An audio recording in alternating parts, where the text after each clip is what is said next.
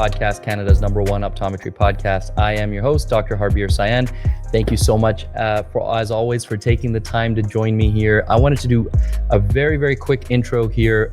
The next couple of episodes are two very special episodes that we recorded a few months ago. You may have heard me talking about this on social media and that type of thing, where we were doing live recorded podcasts in front of an audience, in particular a new grad audience. But the content is, I think, going to be relatable to any optometrist, student, new grad, veteran OD, whatever stage of your career you might be at. We had two interviews we recorded. I would highly encourage you check these out on YouTube because the video is beautiful, the venue is beautiful. Everything turned out so well. So this is part one of the two-part series of interviews that we did for this new grad live event. The first interview is regarding business ownership. We talk about starting cold versus buying into an existing practice. The second part, which will be released next week, is going to be about getting into specialty care and in particular dry eye or myopia management. But really, how do we become a bit of an expert and develop our expertise in any particular space? Again, any space you might be wanting to get into. After the episode is done, stay tuned because we did a little Q&A, live Q&A with the audience, and I think some of the questions were really great. It's short, it's only 6 or 8 minutes after each episode, but really great questions from the audience that I think will be really relevant to everybody who's listening and watching. So once again, this is part one of this live new grad event that we did. This part one is about business ownership. I hope you guys love it. Enjoy. Hello, and welcome back to another episode of the 2020 podcast, Canada's #1 optometry podcast. I am your host, Dr. Harbir. Thank you so much for taking the time to join me here. We have a very, very special couple of episodes. We are doing this amazing live event with a live audience. Yeah. Thank you guys, I appreciate that. We're at the Kent in downtown Vancouver, and this is the first time ever that I've done a live interview, like in front of an audience. We've recorded like this and at different events and whatnot, but we are here to do a live event. And before we even get started, I want to make sure that we say a huge thank you to the people who have helped make this happen. This is essentially kind of like a dream come true for me. Honestly, I had this vision and I called up my amazing rep, Paula at Thea, and I said, I have this vision, what do you think? And Thea has been so incredibly supportive, the whole team, Paula, KP, Melissa, Mike Berg, everybody at Thea. Thank you so much for working with me and doing all the logistics and bringing this together. Also, our amazing sponsors, Essilor Canada and Portfolio Planning. We couldn't do it without you guys, so thank you so much for all your support. So, this is the first of two interviews that we're going to do, two separate podcast episodes. And the first one we're doing here, and this is, our audience is all new grads, new-ish grads. And although I think all the content we're going to share in these interviews is going to be valuable to anybody who watches or listens here. So our first interview is going to be about business ownership and how to get into business ownership. And I have two amazing guests who are going to help us with this conversation. To my far left, Dr. Sara Kirby, who is a partner in Tawasen Optometry in Tawasen. And I just learned how to spell Tawasen today. T-saw-was-sen. All right, I got it now. Sara bought into, this is an important distinction. Sara bought into Tawasen Optometry in 2014. So she's been a partner in that practice for over 10 years. It's a big, busy practice, 3 doctors, at least 10 or more staff. So there's lots going on there. So she's going to share her perspective of what it was like to jump into a busy practice. And of course, very important, Sara is the mother of 3 beautiful children, and that we know is a full-time job on its own. So please welcome Dr. Sara Kirby.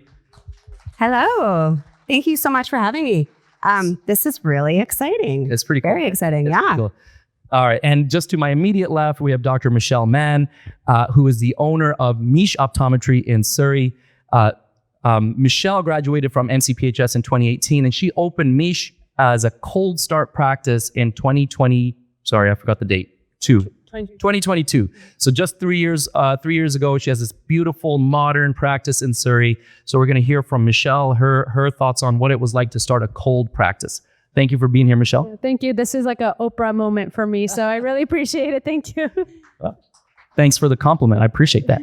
Okay, so let's jump in. Okay, so I'm going to ask each of you a question. I'm going to take a moment to hear each of your thoughts. The first question I have, our audience here is primarily new grads, and they're starting to decide what journey they want to go on in their career. What stage of your career did you decide that business ownership was for you? Why don't we start with Sara? Yeah. So coming out of school, I knew I wanted to go into private practice. I also knew I wanted to be in a smaller community. So I kind of had a few different job opportunities, some a little bit more corporate, some a little more private practice. And I walked into the clinic I'm at now, and it just felt right. It just felt so good. It was a very warm, welcoming, older practice that was well established. My first day when I was in the clinic, I went to Dr. Joan Hansen, who was the original owner. She took me to her house for lunch. So right away, I was like, yes, this feels good. So I started working as an associate and kind of thought eventually I'd like to buy in, and the opportunity just kind of naturally went that way. And so I've only actually worked in one practice. So you, as far as being a business owner, was that from day one when you graduated optometry school, you knew that was what you wanted to do? I kind of did. I thought that's the way I wanted to go. And obviously not right away. I knew I had a lot to learn and a lot to kind of work through first. But I was leaning towards owning my own private practice for sure. Gotcha. Michelle, how about you? When did you decide? At a very early age, I think I knew I wanted to have my own practice. It wasn't when graduating, I was wanting to kind of take more Sara's journey, to be honest, work at a private practice. And then eventually if the owner retired, then I would take over. But that really just did not happen for me that way, because when I graduated, I just worked like different various practices to see which avenue I wanted to go to. And then COVID happened. And COVID was an interesting time, although very traumatic for most, but it was a time for reflection of, okay, I can continue to work at all these different practices and perhaps corporate, perhaps private, but ultimately I knew that I wanted to own my own and might as well do it now. And again, an opportunity always presents. And when opportunities like that come by, you have to take it, because I always find that's a sign from the universe telling you, you got to go and go for it. So it was challenging. I mean, I was like a couple years in deep with the experience, and to open up something cold start, crazy, I'm sure, but rewarding, yes, heartbreaking at times, but it was all worth it for sure. Yeah, that's pretty early in your career to do that. And, Yeah. and definitely from my own experience, I know Cold Start has its challenges. They both have their challenges. And that's what I want to ask you next is, Sara, I'll come back to you. I think it sounds simple. Well, I'm just going to buy into this practice. But what is really involved in that process? As much as you're able to share with us, let's say our colleagues here are working in a practice that they think there's an opportunity to buy into. What are they looking at financially, logistically? What else has to go into that process? So I think ultimately you want to find a practice that you're comfortable with. You want to find a community that you're comfortable with. Patients that you can work with. So that's key. And the practice that I eventually partnered into was an older established practice. So we had a lot of patients. I mean, I still see patients now that have been coming to see us since 1983 when we opened. So we had the patients, but it was an older clinic, and that does have some challenges itself.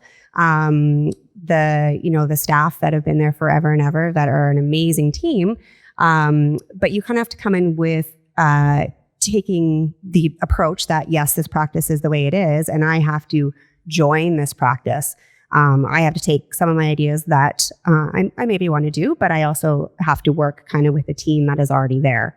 So I was very, very lucky to have two partners. So the way that we kind of designed the buy-in was I bought in over 5 years, which was so great. So right now I have one partner that was kind of a partner of mine from the beginning. And then the other doctor, the original owner, who has been a big influence in the optometry world.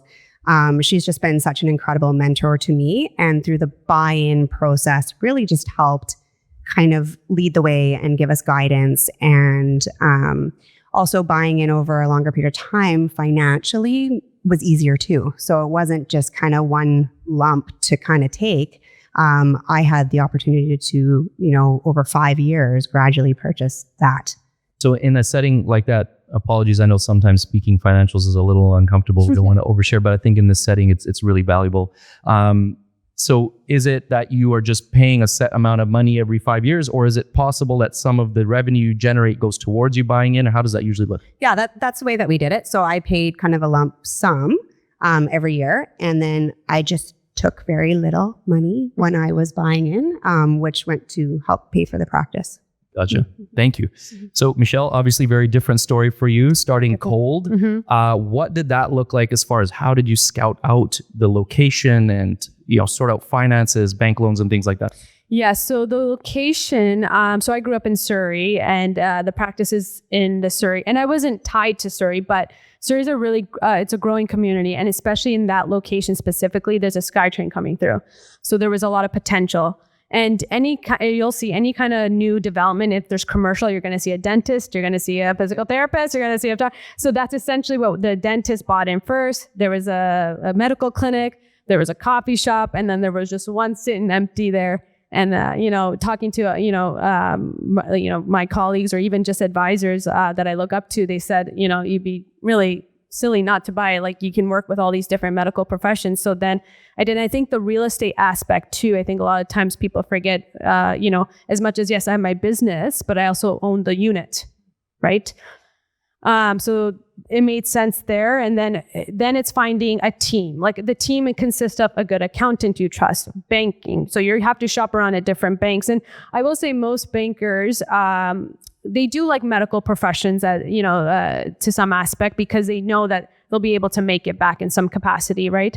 So, I'm an RBC girl. So then that's the first person I went to, and they were very good and very accommodating and really flexible with working with me. Yes, it's a lot of overhead on my part, and I had to be strategic of what I wanted in the clinic. So that stuff comes in a little later, but so finding a good bank, finding a good lawyer, finding a good accountant, those are the three core, I would say specifically, you're going to deal with a lot in Cold Start. Yeah. I think actually some of you were at that BCDO new grad thing that was happening during the conference, and I was sitting down with with a lawyer, Elaine, I think her name was, and we were talking about that. It's so valuable. Accountant, lawyer, financial planner. Do you see somebody else? I was a banker, but banker. Yeah, okay. Yeah. Well, banker, and then financial planner, like to go to, Tyson and portfolio planning, to help you get your ducks in a row and start to figure this out. Cause it's a lot. And it seems like a lot. Their fees for these professionals seem like a lot too, but in the long term, it's so valuable, invaluable. I remember a couple of years back, we were chatting as you were getting started up, and you made a note or a mention about equipment and stuff like that. So a lot of the times you have to make decisions between one thing or another thing, right? I know that's some of the conversations we were having. So how did you make some of those bigger, capital investment type decisions? What came first for you, and how did you decide to push something else to the back burner? I'm going to be at this clinic every day, I realized, right? So I wanted equipment or, the design of something when I walk in, I'm happy to be there, right? And longevity, right? And then also asking the questions of people that use the equipment. So yeah, I actually went to Harbir. I'm like, I'm thinking of buying an Optos. Should I buy it? And, and asking other individuals as well. But I think ultimately I knew that if I cheaped out or kind of cut corners, I would be frustrated down the road. And ultimately time is money, right? So if any piece of equipment or software that's going to improve efficiency and patient care, that was number one for me. Yeah. Got it. I love that. Did you buy the Optimat? I did. Okay. Thank you for your recommendation. Didn't get a discount, but thank you. I didn't get any kickback from Optimat. I'm sorry. I had nothing from that discussion. Okay, so you guys gonna rewind a little bit in the conversation. Both of you basically had a decision made from the beginning of like, I want to be a business owner. Now you had different journeys and whatnot. But for our colleagues here who are maybe not sure yet, what could you suggest? What advice might you give them as far as how they could figure that out for themselves? Sara, I'll start with you again. Yeah, I think owning your own practice really is almost like two separate days, two separate, ways that you operate. So you have your patient care, and patient care is what we all went into this profession for. And it's so important, and that's why we're doing it. So if you enjoy the patient care aspect of it, but want a little bit more, owning your own practice is so rewarding. Being able to make those decisions, being able to decide, what products do we want to carry? What suppliers do we want to work with? What reps do we want to work with? What new equipment do we want to invest in? So having the ability to do that, with private practice, it's great. It's quite not easy, but it is. Once you have your kind of mindset up and you get everything laid out, you can do those things. If you like the leadership aspect and the teamwork aspect and that kind of HR side of it too, it's super, super rewarding. If you like to have the ability to set goals and reach different milestones and be able to grow in different ways, owning your own practice really is kind of endless with what you can do that way. So for me, I ultimately love patient care, but I kind of knew in school, you don't do a lot of business. And I think coming out, it can be quite daunting. How am I going to do this? I don't know much. And really you don't. But I think if you have those ideas in your head, and yes, things happen along the way. But if that's what you want to do, it really is super fulfilling and every day is different. Every challenge that you approach, you really can shape the practice that you want.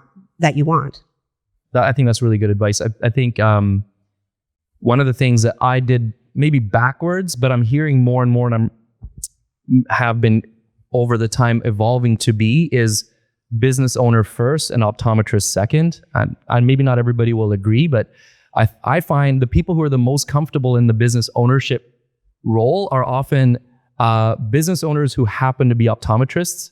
I was the other way around. I was an optometrist who became a business owner and had to figure that out. And I wasn't so comfortable with the numbers and the goal setting and the leadership and the HR and all of that. And that came for me over time, again, with mistakes and all of that. But I think that's something in that I would just kind of echo is if you feel like you like that kind of stuff, that will give you a leg up. It doesn't mean you can't do it if you don't love that stuff right now. But if you don't love it, then you have to make sure that you really lean into learning more and more about that. For example, even at this stage of my career, I'm joining like mastermind groups or coaching things and stuff like that, getting coaching on marketing or how to train my staff, stuff like that. It's always ongoing, but I think I've needed it more because it was never really a strong suit for me. So just a little thing, if you feel inside you already are good at that kind of stuff, then I think that gives you a bit of an advantage if you want to get into ownership. Yeah, so for me, listen, I went to Indigo and bought How to Run a Business for Dummies, and this I bought every single book because I'm similar to you. I'm an optometrist that happens to be a business owner, right? And if you're thinking about it, the best thing you can do is ask questions. Ask questions for those that maybe aren't business, or do they like their lifestyle now, or do they wish they would have gone into, or ask ones that are current business or. And you guys are lucky because if you're shy and you don't want to like knock on their door or call and make it, you have Instagram, you have social media, it's an easy message to be like, yeah, I was thinking about it. Can you sit down and chat? And more than not, people are willing to help because we have been in your shoes, right? But yeah, I would just say if you're ever curious about it, ask questions. And it's not for everyone. It is challenging because as much as people, when they think of business, there's a good work-life balance. I think eventually you can get there. But right now I'm in the work part of the balance, and that's normal with any cold start, and that's okay. But you have to, have that expectation, I guess. Yeah. Yeah. The balance is always shifting. Yes, exactly. You have to look at the work-life balance on like a 10-year period. Yes. Yeah. Not a weekly. Yeah. Sara, you mentioned something earlier about, talking to your reps and industry partnerships and things like that. I wanted to ask each of you how important that has been as far as building your practice. How important have those relationships been for you? Yeah, huge. I think. So you can't say they haven't. Now we have sponsors. We love them. They're amazing. But really they are. And I think that it has made a huge help having, reps that will come in and do a lunch and learn and do training for your staff really makes a big difference because yes, we are putting time into it, but we don't have to kind of make a training program ourselves.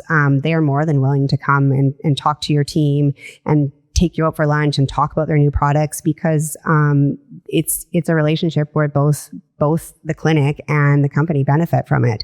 So I think it's a really big thing. And also just understanding those products that you want your patients to be using and you want your patients to be in, something that you really believe in.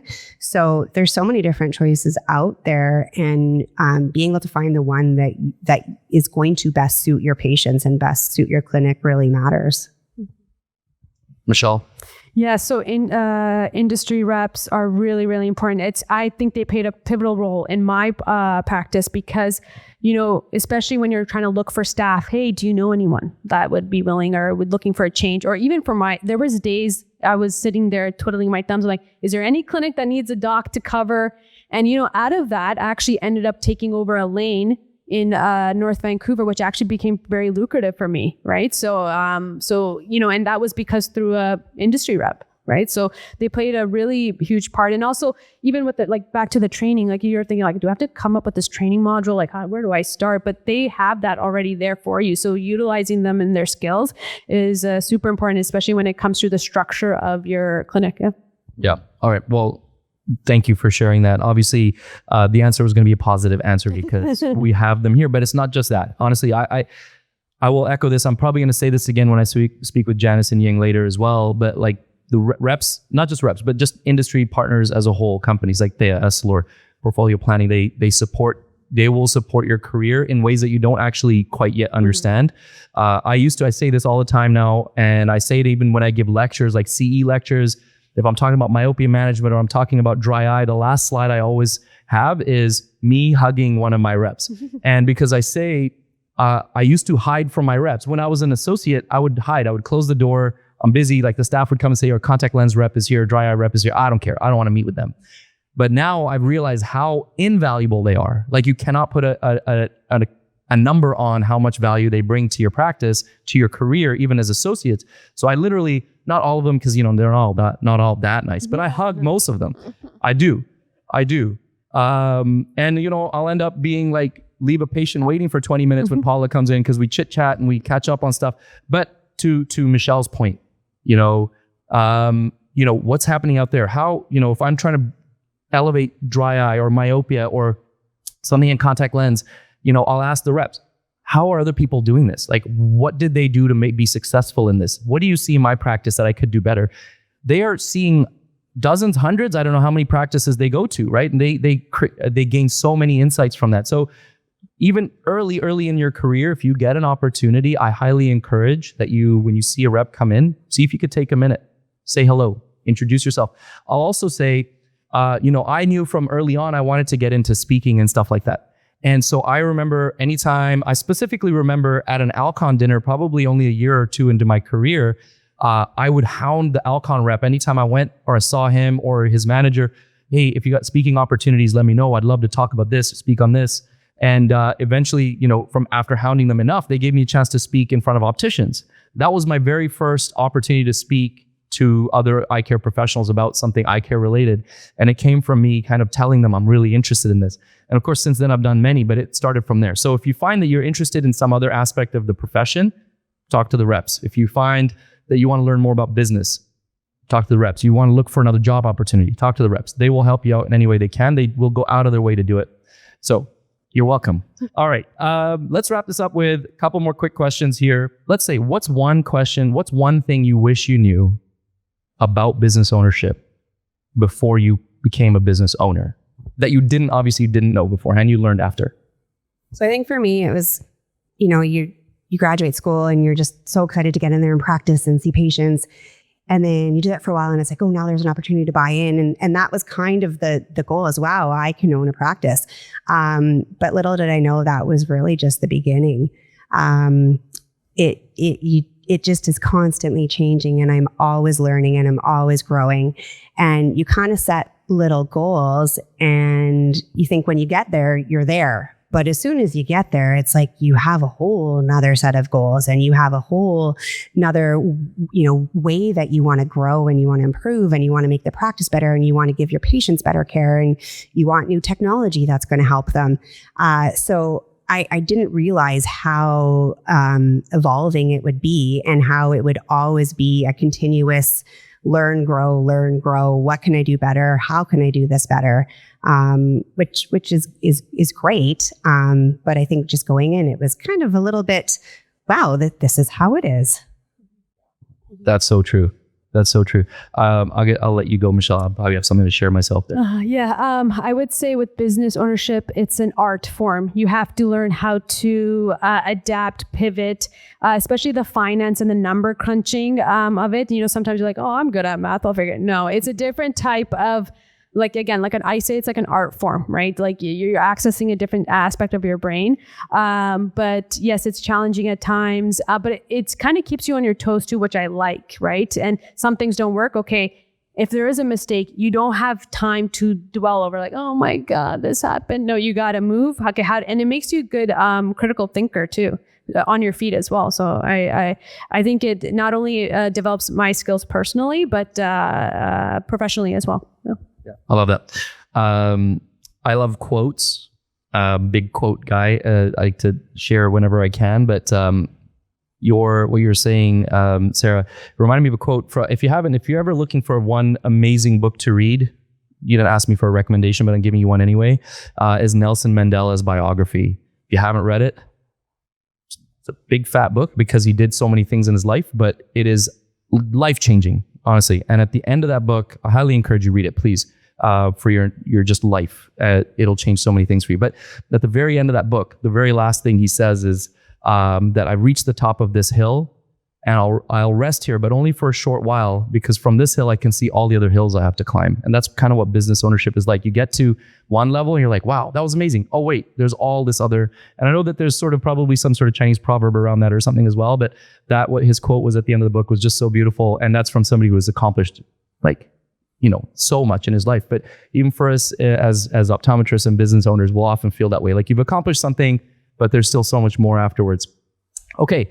I just decided I'm going to do this, and I didn't prep you for this, but now my following guests will be prepared. But on the podcast for the last little while, I've been doing this segment that I call You're Welcome. For anybody who listens to the podcast, you're familiar with it, but if you're not, it's easy, don't worry. But you have kids, so you probably know the song You're Welcome from Moana. Yeah. Familiar? Okay. So now here, what the deal is, Moana, you know the song? Okay, so there's Dwayne The Rock, right? Johnson. He's a character. He sings a song, and he's like this god-like figure, and he's provided so much for everybody, and he's being sort of egotistical, like you're welcome. Mm-hmm. So this part is where you sing the song. Oh my gosh! I'm kidding. I'm ready to sing. I'm just joking. You were ready to sing. You've heard it a million times, like me. You definitely could. No. So this is your chance, and I'll give you guys a second because I didn't prep you for this. I apologize. But what I ask guests to do on the podcast is think of one. And you've given so much advice and so much insight already. So I know you might have to kind of think but if you could think of one like really powerful, just general life advice or a quote or something that you feel like has changed your life or your trajectory, I'll give you a second to think. And when you're ready, then we'll do You're Welcome. Are you ready? You think you know? Give me a second. I think I do. Yeah? Yeah. Okay. So let's do You're Welcome. Go, sir. So I actually have it on my mirror. I went to a yoga class and they gave out these random words of affirmation cards. And the card I got was find joy in the ordinary. And to me, that just really spoke to me because there's a lot of ordinary in our day and you really have to be able to enjoy it and take all those ordinary moments and make them into something special. Amazing. I love that. Especially as a parent, I feel like there's so much routine. Oh, yeah. You have to really lean into that. Thank you. Yeah, I'm a big quotes person too. Now, like all of them are escaping in my mind. Of course, find the joy of being uncomfortable. Okay. If it's too comfortable, it's too easy. You got to be uncomfortable. So I would say, yeah, find the joy in being uncomfortable because that's how you evolve, become a better person. So look for that. Being uncomfortable is what you should go for. Yeah. Thank you. You're welcome. There. Oh, you sang it. That's amazing. Thank you very much. Thank you very much. Okay. Any final words? Anything we missed that you want to share? Either of you, both of you. I'll say one just because, and this is Michelle and I are on different ends of it. So I have a partner, and I know Michelle is a kind of sole owner. And I think that's something else really to consider as well if you are going into practice ownership. I remember in school, they said your business partner is kind of like your other spouse. You have to be comfortable with them. And it is so true. I have the best partner. I mean, we talk probably every day on the phone. We text back and forth. We are constantly in communication. And something will happen. I'm like, I got to call Julie. I got to call my partner. So I think that's something where if you like having someone else to bounce ideas off of and make decisions with, it is really great. If you're someone who maybe likes to make decisions on your own, you really have to kind of consider that when you're going into a partnership, because you will be spending a lot of time with them and you'll also be making some pretty big decisions with them too. So true. So as somebody who has a business partner as well, we've been business partners since we opened, 12 years. It's such a huge decision, and it can be truly so helpful and so powerful if you're on the same page. My business partner, Dr. Harleen Tekar, I'm not sure if any of you know who she is, but we've actually been friends for a very long time, since high school, which was 10 years ago. But no, we've been friends since high school. So I think coming close to 30 years now. And we decided while we were in optometry, we went to different optometry schools, but we kind of decided I don't know anybody else in optometry as well as I know Harleen. And, the kind of this work wife thing kind of comes into play where I'm sharing TMI things do I have BO today? I wouldn't be able to ask, the average person, but I walk up to her and be like, hey, what do I smell? And she'll go, no, you're good. Right. Cause it's just, haha, it's funny. But you know what I mean? You get so close, just like Sara said, and you're making investments and spending as much money as you will with a spouse, right? In a lot of cases when it comes to your business. So business partnership can be super valuable, but you got to really pick that person carefully.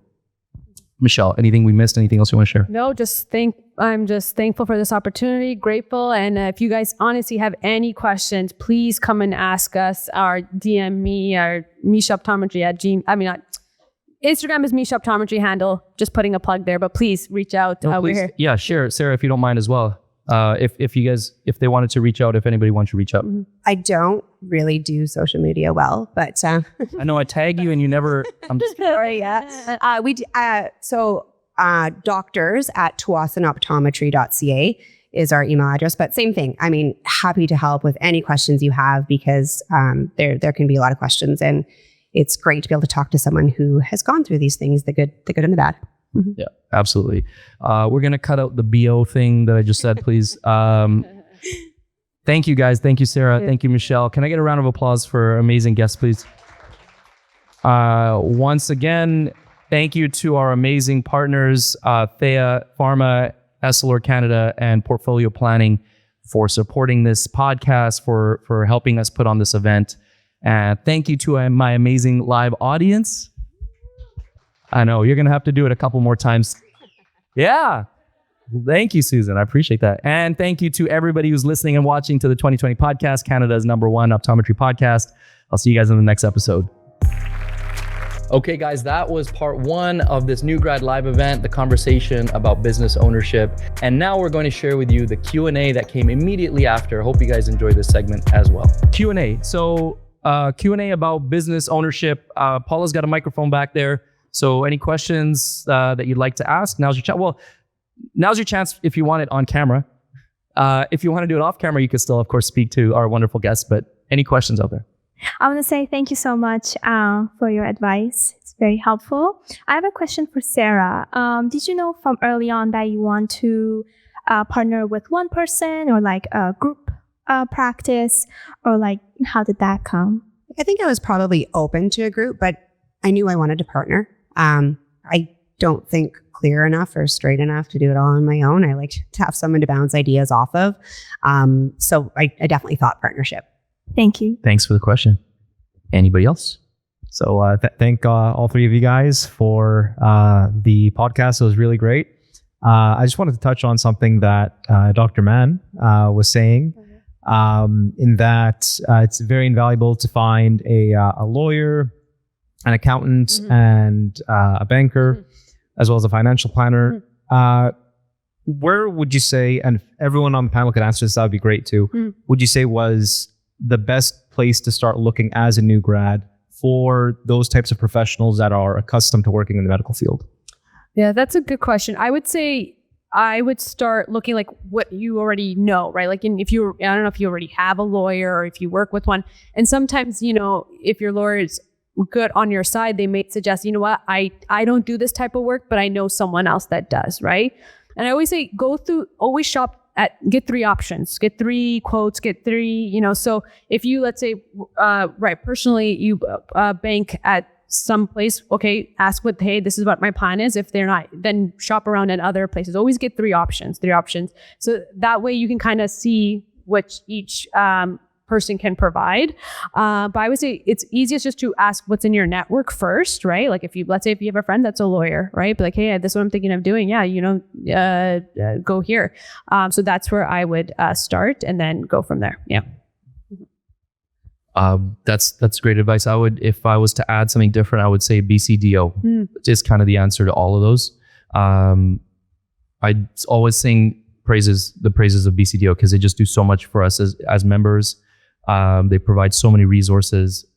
So if you reach out to them, or if you're just on the email list, you'll get emails about accountants, about financial planners, about lawyers, but reaching out to them, and because they will be partnering with people who are specifically dealing with other optometrists and medical professionals.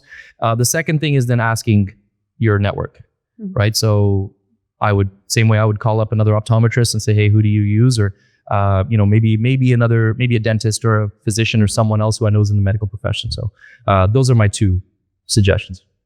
The other thing too that I would add, and we didn't really touch on it, but especially being in private practice, there are a lot of different, I guess we call them buying groups, but there are a lot of really good support groups. So we're an I Recommend clinic, and they have a lot of resources. We have a business coach that has been really instrumental for our growth, being able to help us along the way. So I think too, if you're looking at private practice, that's something to consider is which group are they associated with, or which group kind of falls with what you feel. Yeah, definitely. If you're OSI, I recommend. They have so many resources. So if whatever practice you're working at, if they are affiliated with one of those, that's a great way to go as well. Thank you all. Thanks for the question. Any other questions? Hello. Thank you so much for all of your great advice here. Quick question, just from your own background, did you have any business experience or any background with that before entering ownership? And then what kind of major resources would you recommend someone that was interested could look into prior to ownership? All right. So personal direct, I had none. I was not, as I mentioned earlier, a very business-minded person. However, my parents were business owners, so I always kind of had that in my mind of, this is what my family does. Everybody in my family is a business owner. At least all my aunts and uncles and everyone is. So I just kind of felt like that was what I was going to do. As far as resources, I think you just got to read the books, all right? The Business for Dummies, honestly, legitimately. But there's courses that you can take. There's, especially these days, there's so much like these master classes and other things. But I'm going to go back to basically the same answer I had earlier. BCDO and the buying groups, they provide a lot of business training. If you research a little bit, you'll find, for example, I'm not plugging this, but right now working with a group called Optical Success Academy based out of the UK. And they're kind of helping me sort of see things a little bit differently within the business. So there's so many other resources out there. If you start digging a little, you'll find that.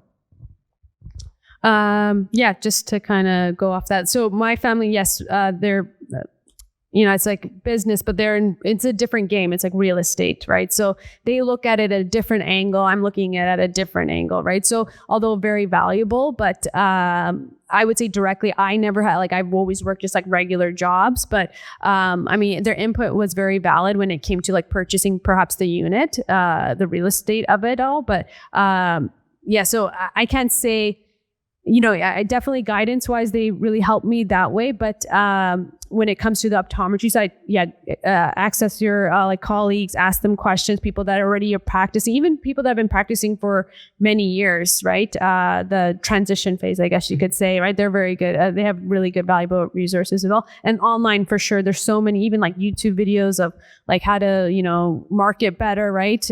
We live in a day and age of technology, which plays a huge part. Might as well use it. Yeah. I didn't have anything either. But I think what Harbir was saying earlier, if I knew I liked it and I knew I wanted to get into it. So I think when you have that drive, it's a lot easier to learn something when you're really motivated to learn it. So I think a lot of it too is experience. Yes, they could have had more business classes in school that would have helped us, but I don't know how much it really would, because I think a lot of it, you have to get in there, and every situation is different. You have to kind of learn on the job, essentially. Thank you very much, guys. All right, guys, that's it for part 1, the full episode, the interview, plus the Q&A. I hope you guys enjoyed that whole episode plus the Q&A. Stay tuned next week for part 2, the full episode and the Q&A following that episode as well. We'll see you guys then.